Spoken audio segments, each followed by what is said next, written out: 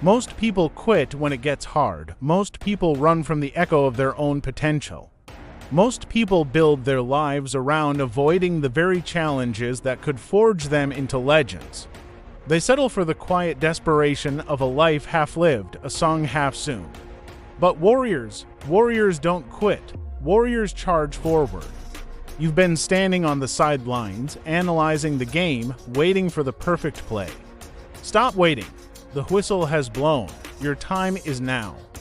Discipline is the engine of achievement, the unwavering force that separates the dreamer from the doer. It's not a burst of inspiration or a fleeting moment of clarity. It is the raw and glamorous commitment to the grind. It is the conscious decision to wage war against your own excuses. Every single day, you are presented with a choice, the path of least resistance or the path of greatest growth.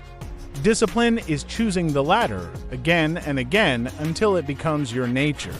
It's the alarm clock that screams at 4 a.m. when your body begs for more sleep. It's the rejection of the easy meal for the one that fuels your temple. Discipline is the architect of your future self, laying the foundation brick by painful brick, even when the blueprint seems impossible to follow. It's the silent promise you make to yourself in the dark, a promise to show up, to execute, to endure long after the initial spark of excitement has faded. Without discipline, all the talent, all the ambition, all the grand visions in the world are nothing more than dust in the wind, scattered and meaningless. It is the bedrock upon which empires of self are built. Self-motivation is the fire you light within yourself, a blaze that no external force can extinguish. It has the internal dialogue that tells you to get up after you've been knocked down for the 10th time. Forget waiting for a pat on the back or a word of encouragement from someone else. You must become your own harshest critic and your most fervent believer.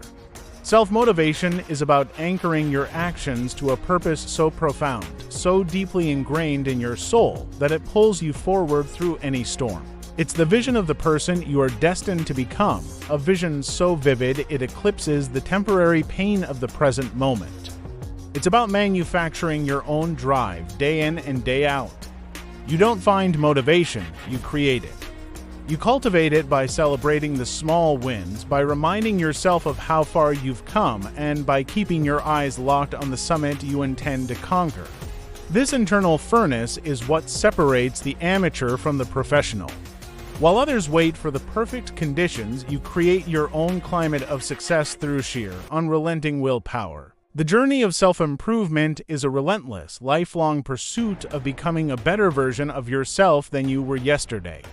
It is a declaration of war against mediocrity. It's not about achieving a final, perfect state. It's about embracing the process of perpetual evolution. Self-improvement is the act of looking in the mirror and honestly assessing your weaknesses, not with judgment, but with a strategic plan for attack. It's reading the book instead of watching the show. It's learning the new skill instead of clinging to the old, comfortable habits. Every single choice you make is either a step towards growth or a slide back into stagnation. There is no neutral ground. You are either building or decaying. This path demands brutal honesty and a humble spirit, the courage to admit you don't know everything, and the hunger to learn. It is the ultimate act of self-respect, an investment in your most valuable asset, you. It's about sharpening your mind, hardening your body, and fortifying your spirit, transforming yourself into a weapon capable of overcoming any obstacle life dares to throw in your path. Fitness is not a hobby, it is a testament to your character. It is the physical manifestation of your discipline and your commitment to excellence. The state of your body is a direct reflection of the state of your mind. A weak body often houses a weak will. Treating your body like a temple isn't about vanity. It's about forging a vessel strong enough to carry your ambitions. Every rep, every step, every drop of sweat is a vote for a stronger, more resilient you. Fitness is where you learn the language of pain and the grammar of perseverance. It teaches you that your perceived limits are lies, mental barriers constructed by a mind that craves comfort. Pushing past what you thought was your physical maximum rewires your brain, proving to you that you're capable of more in every aspect of your life. It builds a foundation of physical and mental fortitude that you can draw upon when facing challenges outside the gym in your career, your relationships, and your personal battles. A strong body builds a strong mind. The gym is the laboratory of the warrior. It is a sacred space where weakness is confronted, tested, and ultimately destroyed. It's not just a place of iron and steel, it's a forge for the human spirit. Within these four walls, you strip away the ego, the excuses, and the distractions of the outside world. Here, it's just you versus you. The weight on the bar is an impartial judge. It doesn't care about your feelings, your bad day, or your excuses. It only responds to raw effort and unwavering consistency. The gym is where you practice the art of suffering with purpose. Each grueling set, each muscle-searing rep is a lesson in mental toughness. It's where you learn to find comfort in discomfort, to push into the pain and discover the growth that lies on the other side. This is your training ground for life's battles.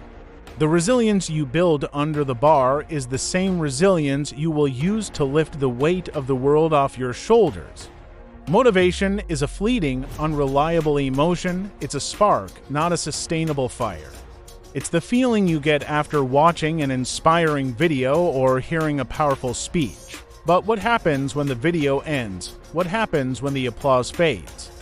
Motivation will desert you at the first sign of real hardship. It's a fair weather friend that disappears when the storm rolls in. Relying on motivation to achieve your goals is like trying to build a house on a foundation of sand. It will inevitably collapse. The warrior does not wait to feel motivated. The warrior cultivates discipline. Discipline is the bridge that carries you from your goals to your accomplishments. It's the relentless, unsexy, day-in, day-out grind that produces real, lasting results. Stop chasing the feeling of motivation and start building the habit of discipline. Do the work when you're motivated. Do the work, especially when you are not. The marathon is more than a 26-mile race. It is a metaphor for life. It is a journey that demands everything from you: physical endurance, mental fortitude, and an unbreakable spirit. The first few miles are filled with excitement and adrenaline, much like the beginning of any new venture. But as the miles wear on, the crowd thins, the initial enthusiasm wanes, and you are left alone with your thoughts, your aching muscles, and the daunting distance that still lies ahead. This is where the real race begins. The marathon is a battle fought not against other runners, but against the voice in your head that begs you to stop, to walk, to quit. It's a prolonged negotiation with pain. Every step forward past mile 20 is a victory of will over weakness. To cross that finish line is to prove to yourself, in the most visceral way possible, that you can endure, that you can push through unimaginable discomfort, and that you can achieve what once seemed impossible. The lessons learned on that long, lonely road will serve you for the rest of your life. Victory is not a destination, it is a consequence. It is the natural outcome of 1,000 small, disciplined choices made when no one was watching. It's the result of the early mornings, the late nights, the extra reps, the skipped desserts, the relentless study, and the unwavering focus. People see the trophy, the medal, the success, but they don't see the sacrifice. They don't see the blood, the sweat, the tears, the moments of doubt and despair that were conquered along the way. Victory is earned in the darkness, long before it is ever celebrated in the light.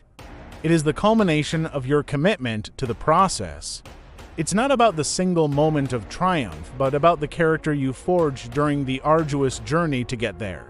The true victory is not in defeating an opponent, but in conquering the former, weaker version of yourself. It is the profound satisfaction of knowing that you gave everything you had, held nothing back, and emerged stronger, better, and undefeated in spirit. Pain is not your enemy. It is your greatest teacher. Society has conditioned you to fear pain, to avoid it at all costs, but pain is the crucible of growth. It is the signal that you are pushing your boundaries, that you are venturing into uncharted territory where real transformation occurs. Whether it's the burn in your muscles, the sting of failure, or the ache of discipline, pain is a necessary catalyst for becoming stronger. To run from pain is to run from your own potential. The warrior learns to lean into pain, to analyze it, to understand it, and to use it as fuel. They know that on the other side of that temporary discomfort lies a new level of strength and resilience. Every time you endure pain without breaking, you callous your mind, making it tougher and more prepared for the next challenge. Embrace pain as a mentor, for it is the most honest and effective guide on the path to greatness. Struggle is the essence of a meaningful life.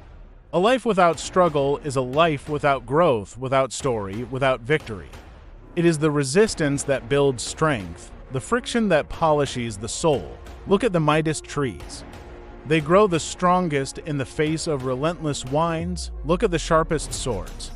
They are forged in the hottest fires and hammered into shape.